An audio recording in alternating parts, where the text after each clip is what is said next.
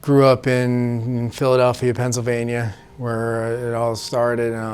I had a father, mother, grandparents. They were all active alcoholics and drug addicts. So I got an understanding of addiction at a very young age. And I seen my dad get drug out of my house from being a heavy drinker, getting hauled off to rehab. I've seen my mom try to detox off of benzos, and she went into active seizures in front of me at a very young age and scared me from using for a long time. I went to recovery programs for kids.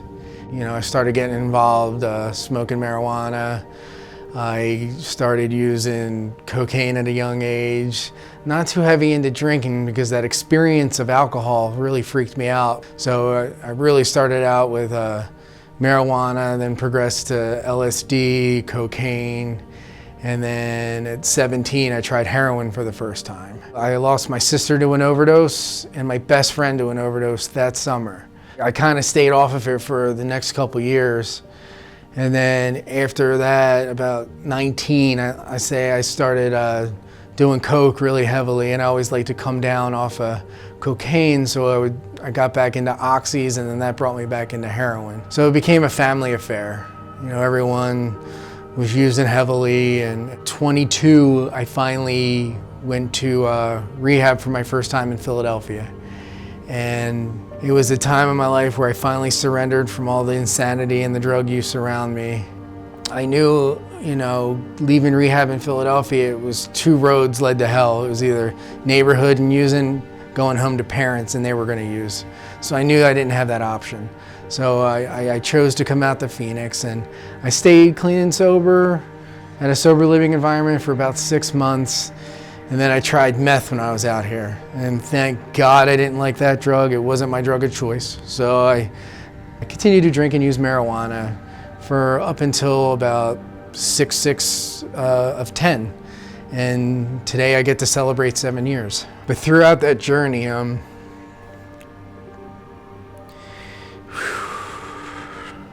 I lost both parents, sister, and just recently my younger sister, and 2 good friends to this shit. Families need to know that this is important, it's deadly. It takes out families. I'm still learning in 7 years in recovery that I have, you know, what we'd like to call dual diagnosis issues. It's important that addicts and alcoholics know that it's an underlying cause is what we use, but once that's gone, there's some severe stuff that needs to be worked on in our mental state, and that's depression, anxiety, PTSD, you name it, you know, a couple other things, but that's the type of stuff that has to get worked on after the drugs and alcohol are out of our system. And you know, I get to celebrate 7 years today. I still need daily recovery, I need daily meditation, I need to socialize with people in recovery. That is so important, be it recovery groups, church groups, whatever you want it to be, but hang around with people that are in recovery and are doing the next right thing to stay clean and sober. That is the one and most important thing this past 7 years. You know, I told you a lot about my family, you know, that have all died from this disease. I have one sister still out there lost, but me and my little brother get to live a life in recovery. And once the enabling stops, recovery can start. You do whatever you can to get them willing. You kick them out in the house. You know, if they want food, give them a sandwich, but don't give them shelter. Be like, if you want to live here, gotta get the help you need. You gotta get into a rehab and get the help that's gonna be long lasting. Rehab and treatment is just the start. It's the very beginning. You gotta learn in treatment. What you learn in treatment is the things that are going on within your head, you know, why you're an addict, for when you leave to have that lifelong recovery. Treatment is the foundation for a life in recovery, and that's what treatment is for. And families have to realize you ain't pushing them until they want it. So get the intervention done, get them willing, get them doing it for them and not for anyone else. My situation is I was in between a rock and a hard place. Everyone was dying of this disease around me. So for some reason, God, I remember I tried to commit suicide. I did 10 bags of heroin in the car. And I guess thank God it wasn't strong that day because I woke up from it. I was in an abandoned car in West Philly. So I woke up and realized, like, this sucks. Something has to change. And I was willing to make the steps to get into rehab. And I was very lucky because I had no insurance, but because I worked in the state of Pennsylvania, they found a way to get me the help I needed. In this past 7 years, I realized I have a photographic memory that I would never think I would have. Use my mind, use my memory to assist others in living the life that I get. I like reading, I like education. Being in a relationship with a woman is new. Having a relationship with someone is, I learned a lot of things, and I'm continuing to learn about myself. Like, I'm an introvert, I'm a geek, I'm not the center of the room type of guy I was when I was drinking and using.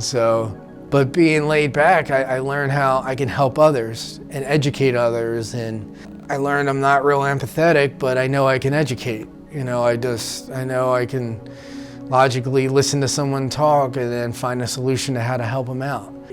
Situations that used to baffle me, I'm behind on my bills, but it doesn't freak me out. I just work as, I'm still not a millionaire, but I know I can project out and just help other people and be there for when, if my one sister wants to get clean and sober, me and my brother are there for her. People in my recovery meetings I go to, I can always be there to help them. You always want to transplant your brain into someone else's head to get them to learn recovery, but you rob them of their journey and their willingness and their gift of surrender. Getting someone willing, you also want to give them that, it's like a gift of surrendering.